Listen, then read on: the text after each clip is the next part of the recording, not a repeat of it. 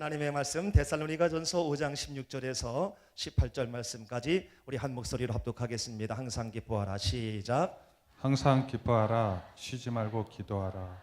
범사에 감사하라. 이는 그리스도 예수 안에서 너희를 향하신 하나님의 뜻이니라. 아멘. 사랑하는 아버지 하나님, 오늘 이렇게 또한 귀한 주님의 날, 아버지 하나님의 우중이지만 나와서 이제는 찬양하고 간증 듣고 말씀 듣게 하시니 감사를 드립니다. 이 시간 말씀을 통해서 아버지 하나님, 내 마음에 두드림이 생기게 하여 주시옵시고, 말씀을 통하여 내가 어떠한 삶을 살아야 될지, 내가 무엇을 해야 될지 다시 한번 느끼고 결단하는 귀한 시간 되게 하여 주시옵소서. 예수님의 이름으로 기도하옵나이다. 아멘. 할렐루야. 주일 강단에 5개월 만에 서니까 또 기분이 새롭네요. 마치 우리가 연합하기 이전의 것이 생각이 나면서, 여러분 정말 오늘 말씀을 통해서 항상 기쁘고 감사하며 하나님과 동행하는 예배의 삶을 살겠노라 결단하는 그런 귀한 은혜가 있기를 주님의 이름으로 축원합니다. 오늘 본문 말씀의 전 배경을 보게 되면 이 데살로니가 교회의 관심은 주님이 언제 다시 오실까, 주님 언제 오시지, 이것이 그들에게 큰 관심이었습니다. 근데 그들의 관심에 대하여 사도 바울 목사님은 말씀하십니다. 신경 쓰지 말아라. 그거 신경 쓰지 말어. 몰라 너희들. 그리고 너희들 알지 않니? 그분은 밤에 도적같이 온다라는 거 너희도 알고 있잖아. 내가 설교했잖아. 마치 해산할 여인에게 들이닥치는 진동처럼 언제 갑자기 올지 모른다라는 거죠. 그렇지만 또 걱정하지 말아라. 왜냐하면 너희들은 밤에 속한 자가 아니니 낮에 속한 자이기 때문에 너희들은 도둑같이 이르지, 너희에게는 도둑같이 이르지 않을 것을 말씀합니다. 그러면서 너희들이 절대적으로 밤에 속하지 않도록 정신 차리고 깨어 있어서 다음과 같은 일을 해야 한다라고 말씀하고 있습니다. 서로 격려하고, 또한 서로를 세워주고, 그리고 지도자를 존경하며 서로 화평하고, 약한 사람을 붙들어주고 오래 참으며 끝까지 선을 행하되 항상 기뻐하고 쉬지 말고 기도하며, 쉬지 말고 기도하다는 것은 예배의 삶입니다. 그리고 범사에 감사하면서 이러한 모든 일들을 너희들이 행하면 너희들은 낮에 속한 사람이기 때문에 주님 언제 오셔도 너희들은 이제 무서워할 거 없이 걱정 없이 그분을 맞이하게 될 것이라고 이렇게 말씀하고 있습니다. 사랑하는 수영들 여러분, 그렇기 때문에 우리는 어떤 상황이든지 항상 기뻐해야 될 줄로 믿습니다. 범사에 감사해야 될 줄로 믿습니다. 근데 우리는 여기에 대하여 한 가지 의문을 가질 수 있습니다. 하나님은 우리에게 희노애락이라는 건강한 정서를 주셨는데 어떻게 우리에게 매일 기뻐하라고만 말씀하시지? 어떻게 매일 감사하라고만 말씀하시지? 과연 이것이 가능한가?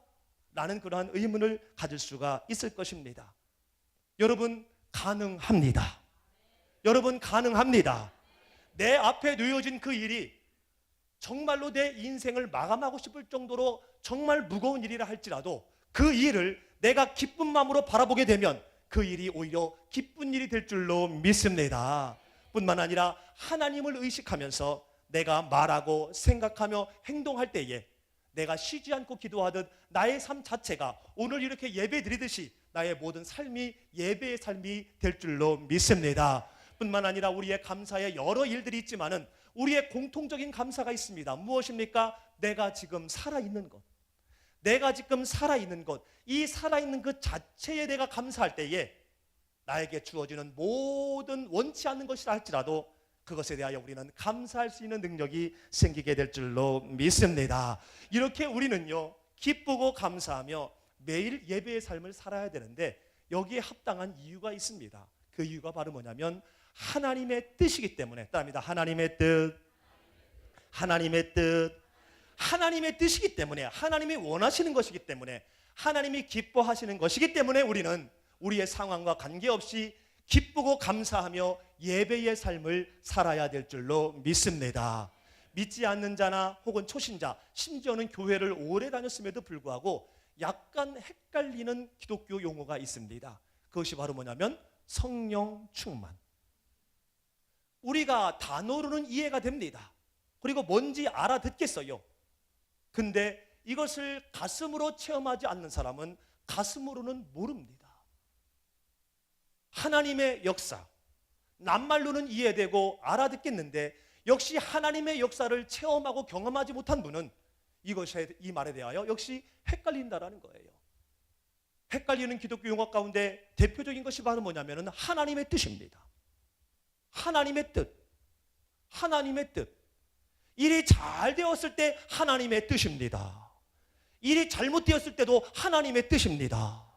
도대체 이 하나님의 뜻이 뭐냐 이거예요. 그래서 다소 우리의 마음에 어려움이 있을 때 이 하나님의 뜻이라는 낱말로 우리가 마음의 번민을 가져올 수 있다라는 거예요. 그런데요, 오늘 본문 말씀에 하나님의 뜻이라는 말씀을 밝히 말하고 있는데 오늘 18절 하반절 말씀 함께 읽겠습니다. 시작. 이는 그리스도 예수 안에서 너희를 향하신 하나님의 뜻이니라. 하나님의 뜻이니라. 하나님의 뜻이니라. 무엇이요? 이는 항상 기뻐하고 예배의 삶을 살며 범사에 감사하는 것이 바로 하나님의 뜻이라는 거예요. 그러므로 여러분, 아버지의 뜻을 내가 원치 않는다 하더라도 자식은 당연히 그 뜻을 따라야 되듯이 하나님의 뜻이기 때문에 여러분 생각하지 말고 고민하지 말고 항상 기뻐하고 예배의 삶을 살며 범사에 감사하는 그러한 삶을 살아야 할 줄로 믿습니다.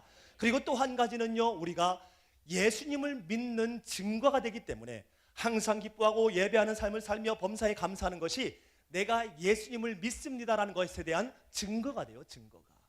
여러분, 예수님을 믿는다는 것이 바로 뭡니까? 천국을 보장받았다라는 거잖아요. 천국 갈 수 있는 천국 비자가 발급받았다라는 거잖아요. 그렇기 때문에 우리는 압니다. 누가 말해도 가장 아름답고 귀한 곳이 천국인데 비록 내가 아직 이 땅에 있지만 천국을 보장받았으니 우리는 기뻐하고 예배의 삶을 살며 범사에 감사하는 것이 매우 자연스러운 그러한 것이라는 얘기예요. 근데 내가 예수님을 믿는다고 하면서 기뻐하지 아니하고 고민하고 슬퍼하고 감사하지 아니하고 불평한다면은 천국을 보장받은 사람으로서의 그러한 모습일까? 우리는 우리 스스로에게 질문을 던져 보아야 된다는 거예요. 아직 천국 안 갔잖아요. 그렇지만 믿고 있지 않습니까, 여러분? 여러분 천국 믿으시지요? 여러분, 우리가 신앙생활은 궁극적인 이유가 뭡니까? 천국 가려고 하는 거잖아요. 이 땅을 떠나서 모두가 다 떠나는데 심판이 있는다겠는데 그 심판이 영벌이 아니라 영생이 되게 하기 위해서 심판은 분명하게 바로 결정짓는 거잖아요. 영벌이 아닌 영생으로 가게 하기 위해서 우리가 신앙생활하는 거 아니겠습니까? 그렇기 때문에 가지는 않았지만 그것을 믿고 소망하며 이 땅에서도 우리가 천국의 삶을 살아야 할 줄로 믿습니다. 그 천국의 삶이 바로 항상 기뻐하고 예배의 삶을 살며 범사에 감사하는 것이에요. 만약에 부모님으로부터 100억 상당에 가는 땅을 유산으로 받았는데 그 땅이 그린벨트로 묶여버렸어요. 그린벨트로 묶였기 때문에 그 땅을 팔 수는 없지만 그러나 그 시가는 100억 이상입니다. 근데 이것이 20년, 30년 후에 반드시 해제가 돼요. 이것은 분명한 사실이에요. 확실해요. 그렇다면은 100억의 유산을 받았지만 내 수중에는 아직 돈이 없어요. 아직도 힘들어요. 어려워요. 그래도 웃습니다. 그래도 싱글벙글합니다. 왜요? 그린벨트가 풀리면 100억이 내 것이 된다라는 확신이 있으니까. 아멘. 그래서 사람들이 당신 힘든데 왜 이렇게 웃어? 뭐가 그렇게 좋다고 싱글벙글해? 지금은 힘들지만, 지금은 괴롭지만 어렵지만 밤잠 설칠 정도로 힘들지만 그러나 그린벨트 풀릴 때 어마어마한 부자나 돼. 그렇기 때문에 나 관계없어. 여러분, 이처럼 우리의 삶의 어려움이 왜 없겠습니까? 성경은 우리에게 예수님을 믿으면 시험이 그친다라고, 시험이 없는다라고 말씀하시는 것이 아니라 시험을 이길 수 있는 능력을 주신다라고 가르치시지요. 시험이 있다라는 거예요, 이 땅에서는요. 근데 우리는 더욱더 예배드리고 싱글벙글하며 누구 원망도 안 하고 사랑하고 이렇게 합니다. 그럴 때 믿지 않는 사람들은 우리에게 궁금하듯이 물어볼 거예요. 당신은 지금 당신 코가 석자인데 뭐가 좋다고 이렇게 싱글벙글해? 지금 이 시간에 지금 일하러 가야 될 판인데 뭐 지금 교회를 가? 참 희한하네 라고 이렇게 우리가 물어볼 때에 우리는 대답해야 됩니다. 그래, 나 지금 힘든 거 맞아. 너무너무 힘들어. 가장으로서 참 무거워. 그렇지만 나에게는 천국이 있어. 내가 이 세상에 인생을 마친 다음에 이제는 영생이 나에게 있기 때문에 나는 이 땅에 사는 동안 나는 즐거울 수가 있어. 즐거울 필요가 있어. 즐거울 이유가 있어 라고 우리가 당당하게 그에게 얘기할 때에 그는 하나님에 대하여 궁금하게 될 줄로 믿습니다. 그래서 스스로 나도 너 다니는 교회 다니면 안 돼 라면서 함께 와서 예배드리고 찬양하는 역사가 일어나게 될 줄로 믿습니다. 여러분, 세상에서도 보게 되면은요, 참이 거짓이 되고 거짓이 참이 되는 경우가 허다합니다. 그래서 누명을 쓰고 억울한 일들을 많이 당하잖아요. 그런데 참이 참이 되고 거짓이 거짓이 되게 하는 것이 바로 뭐냐면, 분명하게 하는 것이 증거예요. 증인이에요. 증거와 증인 앞에서는요, 그 어떤 것을 속일 수가 없습니다. 위장할 수 없어요. 마찬가지로 내가 예수님을 믿는다, 예수님을 믿는다, 믿지 않는 사람들에게 예수님을 믿는다는 것을 무슨 증거를 내세우겠냐는 얘기예요. 바로 그 증거가 우리가 기뻐하고 예배의 삶을 살며 범사에 감사할 때에 나는 예수님을 믿는 사람이라는 그 증거를 제시하게 될 줄로 믿습니다. 그리고 그 증거로 말미암아 그도 언젠가는 하나님의 나라의 백성이 되는 역사가 일어나게 될 줄로 믿습니다. 그런데 하나님의 뜻이고 또한 예수님을 믿는 증거가 되는 것이기에 이렇게 살아야 된다는 건 알지만, 사실 우리 현실적으로 볼 때에 그리 만만하지만은 않아요. 어떻게 항상 기뻐할 수 있고 어떻게 매일 감사할 수 있을까? 주일날, 수요일날, 금요일날 새벽에 와서 예배드리는 것도 정말 힘든데 어떻게 내 삶 자체를 예배의 삶으로 만들 수 있을까? 힘들 수도 있습니다. 그래서 기쁨으로 기쁜 일이 되게 하고 하나님을 의식하며 생각하고 말하고 행동하며 지금 살아있음 그 자체에 감사하면서 내가 지금 살아있음 그 자체에 감격하며 살아갈 수 있는 그 방법들을 나누며 우리 같이 은혜 안에 들어가기를 원합니다. 첫 번째로 따라해 볼까요? 하나님의 자녀임을 확신하자. 하나님의 자녀임을 확신하자. 요한복음 1장 12절 말씀해 보니까 이렇게 말씀합니다. 시작. 영접하는 자 곧 그 이름을 믿는 자들에게는 하나님의 자녀가 되는 권세를 주셨으니. 말씀에 하나님의 자녀가 되는 방법을 밝히 말씀하고 있습니다. 영접하는 자, 영접이 뭐냐면요, 옆에 보니까 그 이름을 믿는 거예요. 그 이름을 믿으면 하나님의 자녀가 되고 또 하나님의 자녀로서의 누릴 모든 권세까지도 우리에게 주어진다라고 밝히 분명히 말씀하고 있다라는 거예요. 지옥행이 결정된 나를 위해 하늘 보좌를 뒤로하고 이 땅에 오신 그 이름, 지옥행이 결정된 나를 천국행으로 바꾸려고 온갖 모진 고난 수치를 당하시면서 십자가에 달려 죽으신 그 이름, 죄를 짊어지고 죽으셨으나 그분은 원래 죄가 없으신 분이기 때문에 자연스럽게 다시 살아나신 그 이름, 그리고 부활 후 40일 동안 이 땅에 있으면서 그 이름을 증거하기를 부탁하시고 또한 우리를 돕는 자로 성령을 선물하시고 다시 승천하신 그 이름, 그리고 영벌이 아닌 영생으로 우리를 인도하시기 위해서 이 땅에 다시 오실 그 이름. 사랑하는 성도 여러분, 그 이름, 우리의 구원주 예수 그리스도를 믿으시기를 주님의 이름으로 축원합니다. 예수님을 믿으시기를 주님의 이름으로 축원합니다. 예수님을 믿으시기를 주님의 이름으로 축원합니다. 그래서 항상 기뻐하고 범사에 감사하며 예배의 삶을 사는 저와 여러분이 되어야 할 줄로 믿습니다. 여러분, 세상에 속한 자녀들을 한번 생각해 보세요. 보이는 물질과 명예와 권세를 따라가며 거기에 연연하는 사람들, 분노가 끊이지 아니합니다. 원망이 끊이지 아니합니다. 옆에 잘 되는 것을 두고 못 봐요. 시기 질투로 밤잠을 설칩니다. 심지어는요, 사람과 사람 사이에 친한 것을 못 보고 이간하기에 급급하며 근거 없는 말을 여기저기 얘기해서 근거 없이 이 사람 저 사람을 왼수 만드는 그러한 일들을 합니다. 세상의 어둠에 속한 자녀들이지요. 그러나 같은 공간에서 동시대에 살고 있는 하나님의 자녀, 예수님을 믿는 하나님의 자녀, 억울하지만 이해하고 오히려 그를 용납합니다. 원수를 갚고 싶지만, 보란듯이 어떻게 한번 해보고 싶지만, 그러나 그를 오히려 사랑합니다. 왜입니까? 내가 이제는 보이는 것이 전부가 아니라 보이지 아니하는 분명한 또 하나의 권세가 있기 때문에 그로 인하여 이러한 배짱이 생기는 줄로 믿습니다. 내가 하나님의 자녀가 되었다라는 거, 여러분, 이게 얼마나 엄청난 일입니까, 여러분?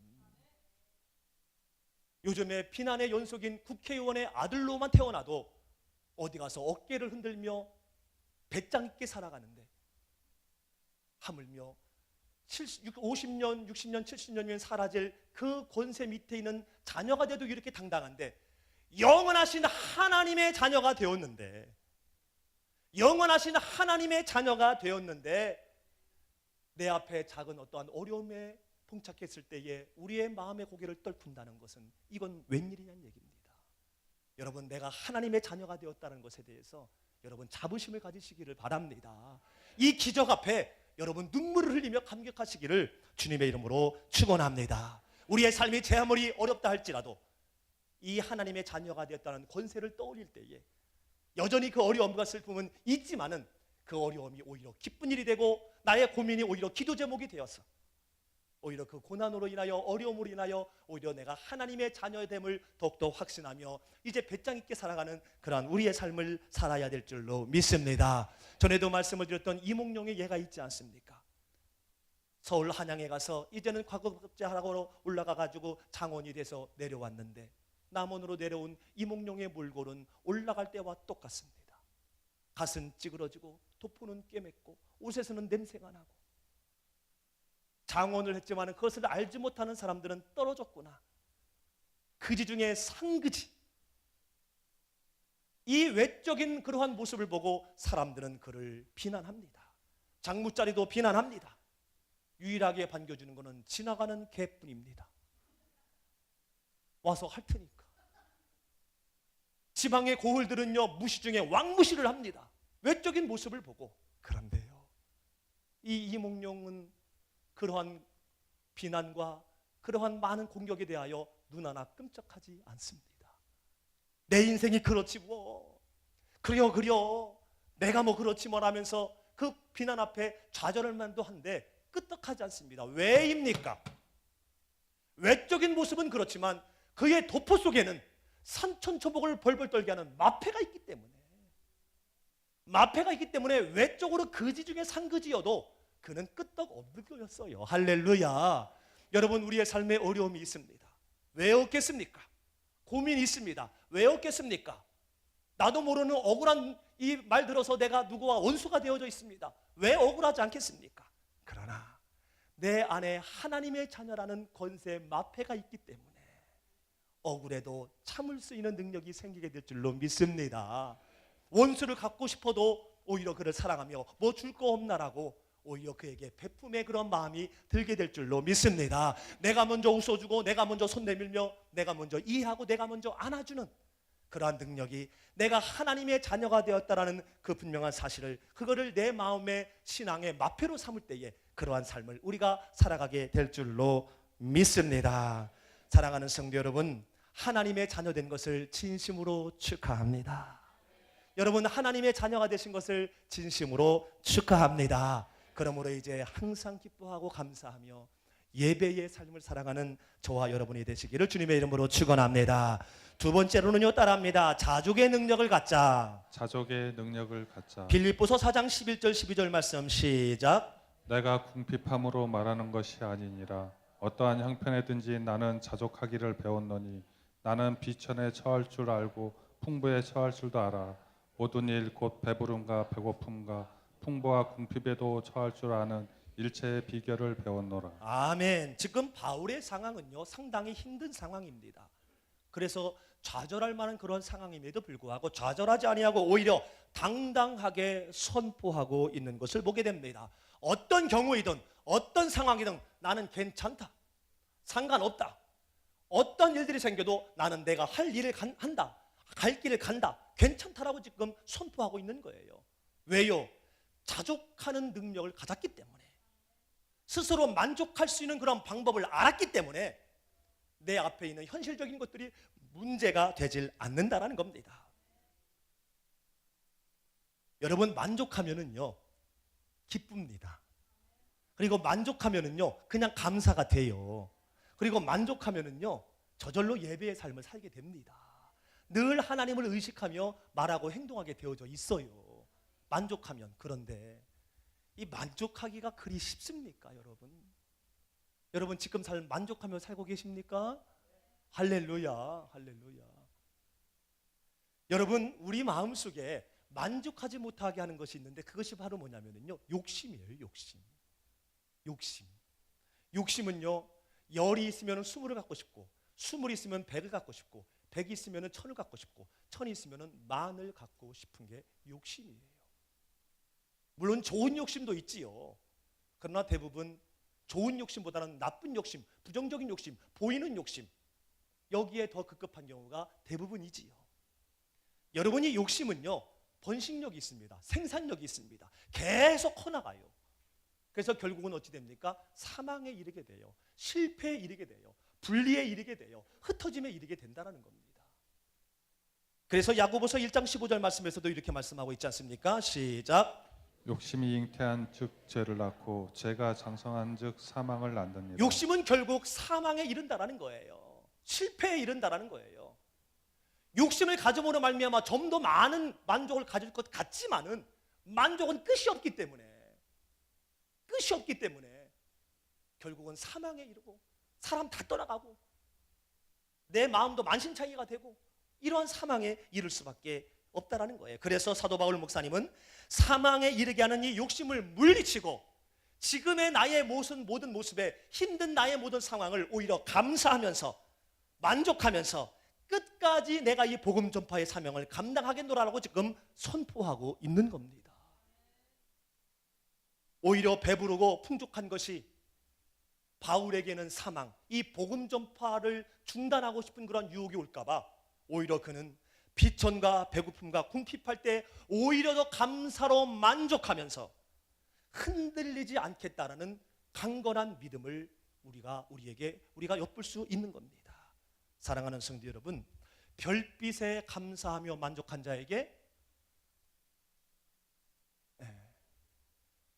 할렐루야, 달빛에 만족하고 감사하는 자에게 그렇습니다.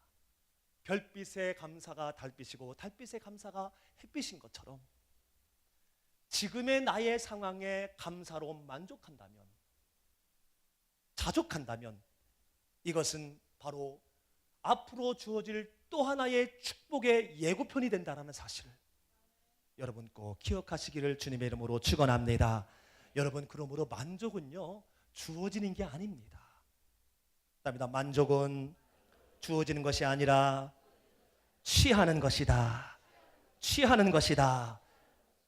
이 만족은요 무엇을 의해서 주어지는 것이 아니라 만들어지는 것이 아니라 내가 결정해서 내가 취하는 거예요. 내가 선택하는 거예요. 그래서 자족입니다. 스스로 만족하는 거예요. 여러분, 스스로 만족하는 자가 큰 자요 부자인 줄로 믿습니다.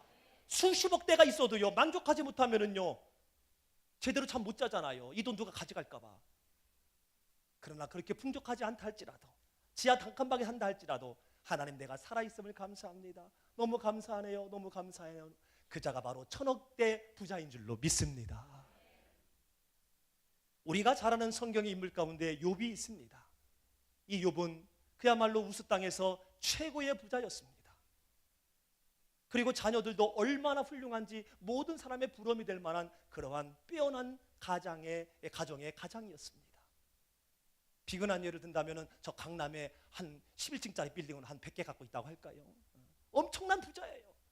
자녀들도 그냥 막 다 서울대학교 나오고 막 하버드 대학 나오고 이 정도로 이렇게 정말 다 아내도 너무너무 귀하고 현모양처. 그런데 하나님과 사단의 대화 가운데 그는 아무 죄를 짓지 않았음에도 불구하고 갑자기 하루아침에 재산이 다 날아가고 아내는 떠나가고 나의 모든 신앙을 충분히 알 수 있는, 그리고 격려해줘야 될 친구 목사들은 와가지고 오히려 비난하고 책망합니다.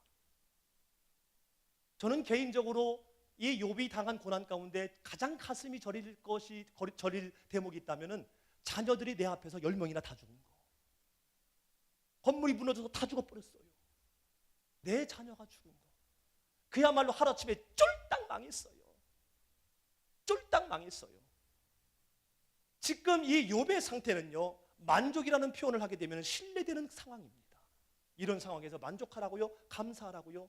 이거는 굉장히 신뢰하는 그런 말일 텐데, 그러나 그럼에도 불구하고 우리가 아는 것처럼 욥은 어찌합니까? 욥기서 1장 21절 말씀에 내 적신이, 내 몸이, 내 육체가 모태에서 낳아 싸운 족 또한 그리로 돌아가올지라. 주신 자도 여호와시요 취하실 자도 여호와시니 오직 여호와의 이름이 찬양을 받으실지니이다. 사실 이 말씀에 근거가 있는 게 우리가 이 땅에 올 때에 뭐 갖고 온 거 있습니까? 없잖아요. 오늘 기도하신 우리 유재준 집사님, 그 넥타이핀 멋있는데 그 넥타이핀 태어날 때 갖고 오셨어요? 안 갖고 오셨다는 얘기예요. 우리 아무것도 안 갖고 왔어요. 그리고 갈 때 우리 역시 갖고 갈 능력이 없습니다. 누가 거기다 넣어주면 모르지 내가 스스로 뭘 갖고 주면 늘 능력이 없다라는 거예요. 그러므로 주신 자도 태어나게 한 자도 여호와여, 또한 거두실 자도 나의 생명을 종결시킬 자도 여호와이시니 우리가 살 수 있는 방법은 여호와께 찬양하고 여호와께 감사하며 여호와를 바라보고 만족할 때에 우리의 이 땅에서의 삶도 천국의 놀라운 은혜가 우리에게 있어지게 될 줄로 믿습니다. 욥기서 42장에 이렇게 만족하며 자족의 능력으로 하나님의 사람이라는 그 권세를 잃지 않았을 때에 그에게 주어진 축복은 무엇입니까? 10명의 자녀를 다시 주셨는데 그 전보다 더 지혜로운 자녀를 주셨고 그의 재산은 갑절로 현실적인 채워짐의 역사가 있었던 것을 우리는 성경을 통해서 이미 알고 있습니다. 사랑하는 성도 여러분, 혹시 지금 풍요하십니까? 많습니까? 그거 하나님께 감사하시기 바랍니다. 그리고 지금 힘듭니까? 어렵습니까? 그것 또한 하나님 앞에 감사하시기 바랍니다. 주신 자도 여호와시요 또한 취하실 자도 여호와이시니 그분 앞에 모든 것들을 영광 돌리고 찬양하며 만족할 때에 이 땅에서의 하나님의 주어진 현실적인 축복도 우리에게 해당될 줄로 믿습니다. 계속 주어질 줄로 믿습니다. 그리고 마지막 세 번째로는 따라합니다. 이 땅에 살아있는 이유를 알자. 여러분, 우리가 이 땅에 살아있는 이유를 바로 알 때에 우리는 항상 기뻐하고 범사에 감사하며 예배의 삶을 살아갈 수가 있습니다. 요한복음 3장 16절 말씀 우리가 잘 아는 것, 하나님이 세상을 이처럼 사랑하사 이처럼 사랑하사 이처럼 사랑하사. 하나님이 우리를 얼마나 사랑하셨는지요, 독생자까지 내어주셨대요. 저는요 딸이 둘이지만요 누구를 위해서 우리 두 딸 절대로 못 내놔요. 우리 키보드 치는 우리 큰딸 절대로 못 내놔요. 우리 아버지도 다 똑같은 마음이시잖아요. 어떻게 내 아이를 내놓습니까? 내가 대신 죽는 한이 있어도 죽는 한이 있어도 어떻게 내 자식을 내놔요? 근데 하나님은 그리하셨대요. 그 정도로 우리를 사랑하셨는데, 그렇게 사랑하신다면은 누가 봐도 가장 좋은 곳이 천국인데 우리를 왜 천국에 두지 아니하시고 이 땅에 계속 두고 계실까? 왜 이 땅에 계속 우리를 살려두고 계시는 것이냐는 얘기예요. 여러분, 이 땅이 어떤 땅입니까? 출세를 해도 출세를 못해도, 돈이 많아도 돈이 없어도 죽을 때까지 힘든 게 이 땅이에요. 죽을 때까지 질병과 여러 관계 속에서 힘든 게 이 땅이잖아요. 나를 사랑하신다고 하면서 이런 고통이 없고 번민이 없고 경쟁이 없는 그러한 하나님의 나라에 나를 둬야지 왜 이 땅에 지금 이렇게 두고 계시냐는 얘기예요. 그것은요 바로 하나님의 나라의 상급을 쌓게 하기 위해서, 영원히 살 하나님의 나라의 멸관을 만들게 하기 위해서 우리에게 이 땅에 70년, 80년, 90년 살게 하신다는 사실을 여러분 꼭 기억하시기를 바랍니다. 여러분, 적금 많이 드십니까? 우리 교회는 오직 예수, 오직 믿음이라서 적금 같은 거 안 드시는구만요. 여러분, 적금을 들 때에, 정기적금을 들 때에, 자유적금을 들 때에 수시로 많이 가서 입금을 하면 할수록 마지막에 목돈의 부피가 달라집니다. 일주일에 한 번 하는 것보다 이틀에 한 번씩 열심히 벌어서 갖다 넣으면 넣을수록요 마지막 그 목돈의 부피가 다르다니까요. 근데 통장만 만들어 놓고 가만히 있으면은요 깡통 통장 돼요. 시간이 10년, 20년 지나도 아무런 부피가 없습니다. 마찬가지로 우리에게 주어진 70년, 80년, 90년, 100년의 그 인생 가운데에 하나님의 영원한 하나님의 나라의 멸관을 쌓으라고 만들라고 우리를 이 땅에 현재 지금 살려두고 계신다는 사실을 여러분 꼭 기억하시기를 바랍니다. 여러분, 하나님이 가장 기뻐하시고 원하시는 것이 무엇일까요? 한 사람이라도 더 하나님의 나라에 들어오게 하는 거예요. 한 사람이라도 더 하나님의 나라에 들어오게 하는 거예요. 한 사람이라도 더 예수님 믿고 천국 비자 발급받게 하는 것이 바로 하나님이 가장 원하시고 가장 기뻐하시는 겁니다. 아니 그렇다면 하나님 전지전능하시니까 하나님이 한 번에 그냥 싹 해가지고 그냥 싹 하나님 나라 오게 하면 되잖아요. 그렇지 않습니다. 왜냐하면요, 이 하나님의 나라에 오게 하는, 다시 말해서 복음을 전하는 것은 하나님의 나라의 최고의 상급이기 때문에, 최고의 상급이기 때문에 이것을 우리 인생에게 양보하신 거예요. 저와 여러분에게 양보하신 거란 얘기예요. 할렐루야. 그래서 우리가 이 살아있는 인생 동안에 이 일을 우선적으로 해야 된다는 겁니다. 사도행전 8장에 빌립이라는 사람이 나옵니다. 이분은 은혜 받고 정말로 열심히 예루살렘과 사마리아에서 복음을 전하면서 하나님의 나라의 최고의 상급을 열심히 쌓아가는 사람이었어요. 근데 어느 날 갑자기 하나님의 사자가 나타나서 사도행전 8장 26절에 보니까 너는 가서 바로 주의 사자가 이르되 가사로 내려가라. 가사로 내려가라. 아니 사람 많은 곳에서 열심히 복음 전하고 있는데 왜 갑자기 가사로 가라고 하는 거예요? 가사는요, 그 뒤에 있는 거 보니까 광야예요. 광야. 사람이 없는 곳이에요. 들풀한테 복음을 전합니까? 아니면 지나가는 송충이한테 복음을 전합니까? 사람이 있어야 되는데 사람도 없는 거기로 왜 가라고 하지? 그러나 주의 종은 순종이잖아요. 우리 신 목사님 미국에서 그냥 편히 있을 수도 있으시지만 한국에 개척하라고 말씀하실 때에 감동됐을 때 와서 순종해서 개척함으로 이렇게 아름다운 교회가 된 것처럼 이렇게 아멘을 짧게 할 줄 미처 몰랐네. 여러분 우리 교회에 주님의 영광교회 세운 게 얼마나 기적인지 몰라요. 아멘. 여러분 그러므로 참 좋은 교회에 공동체에 있는 것을 여러분 정말 행복해 하시길 주님의 이름으로 축원합니다. 갔어요. 갔더니 거기에 에티오피아 여왕 간닥의 국고를 맡은 재무장관이 마차를 타고 가고 있는 거예요. 그러면서 바로 또 29절에서 이렇게 또 말씀을 하십니다. 성령이, 주의 사자가 성령이죠. 성령이 이르십니다. 성령이 말씀하십니다. 가까이 가라. 가니까 이 국무장관이, 이 재무장관이 이사야 53장을 읽고 있는데 거기에 나타나는 선지자가 누구인지를 모르는 거예요. 그랬을 때에 마차로 올라와서 좀 알려주세요 했을 때 그 마차에 올라가서 선지자는 바로 우리를 위해서 죽으신 예수님이요 하면서 나를 위해 오신 예수님, 그리고 나를 위해 죽으신 예수님, 나를 위해 부활하신 예수님, 또한 나를 위해 다시 성령 주시고 승천하신 하나님 예수님, 그리고 이 땅에 다시 오실 예수님, 이게 기독교 5대 진리잖아요. 이게 기독교 5대 진리. 여기에서 하나만 삐뚤어 나가면 이단되는 거잖아요. 이 복음을 여러분 오늘 오후에 전도하게 나가면 이거 얘기하면 돼요. 이 복음을 전했을 때에 그 재무장관이 예수님을 영접하고 천국 비자 발급받아서 그 은혜로 바로 내려가 침례를 받는 장면을 우리가 압니다. 성령님은 전지전능하신데 직접 복음을 전하시지. 예수 믿으면 천국 간다고 그냥 복음을 전하시지 왜 이것을 안 하시고 빌립에게 인기했을까?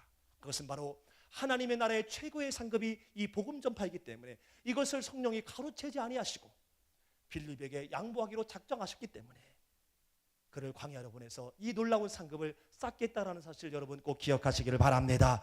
또한 사도행전 9장에 보면은 예수님과 바울 되기 전에 사울이 만나는 장면이 빛으로 나타납니다. 거기에서 보게 되면은 이르시되, 누가 이르는 겁니까? 예수님이 이르시되 나는 내가 박해하는 예수다, 핍박하는 예수다. 그러면서 그 다음에 복음을 전할 줄 알았더니 복음 전하지 아니하시고 내게 이를 자가 있으니 담에서 내려가라 라면서 다른 사람에게 인계합니다. 참 이상하지 않아요? 예수님은 구원의 조건이요, 예수님은 구원의 주체이신데 그냥 그 자리에서 복음을 전하면 될 텐데, 그냥 그 자리에서 전도하면 될 텐데 왜 예수님 자체도 전도를 안 하시고 이거를 나다나엘에게 양보를 하셨을까? 왜 나다나엘에게 내려가라고 했을까? 역시 하나님의 나라의 최고의 상급이 바로 이 전도이기 때문에, 복음 증거이기 때문에 그거를 예수님도 가로채지 아니하시고 바로 나다나엘에게 양보하기로 작정하셨기 때문에 그가 이 사울을 통하여 하나님의 큰 상급을 쌓게 하려고 그에게 보내셨던 거예요. 뿐만 아니라 사도행전 10장에 이제 백부장 고넬료도 역시 천사가 바로 이렇게 복음을 전할 수 있었지만은 베드로를 통해서 그가 복음을 듣게 하고 그리고 베드로의 상급을 쌓게 하는 그러한 모습을 우리가 보게 됩니다. 사랑하는 성도 여러분, 내 주변에 아직도 천국을 알지 못하고 아직도 하나님의 나라를 알지 못하고 아직도 한 번 죽는 것은 정하신 것이요 구에는 심판이 있다고 했는데 심판 후에는요, 영벌이냐 영생이냐 둘 중에 하나입니다. 모든 사람에게 해당되는데 이 땅에서 즐기며 영생이 있음에도 불구하고 영벌을 향해 나아가는 여러분의 주변에 사랑하는 사람들 있지 않습니까? 여러분, 그분들을 왜 여러분 주변에 뒀냐면요, 하나님의 나라의 가장 큰 상급사라고 그분을 보이게 하시고 그분을 여러분 주변에 허락하신 줄로 믿습니다. 그러므로 여러분, 우리의 인간관계 속에서요, 최고의 사랑의 고백은요, 하나님의 나라를 소개하는 거예요. 복음을 전하는 거예요. 부모 자식 간에도요, 최고의 효도와 최고의 사랑이 이 복음 전하는 거예요.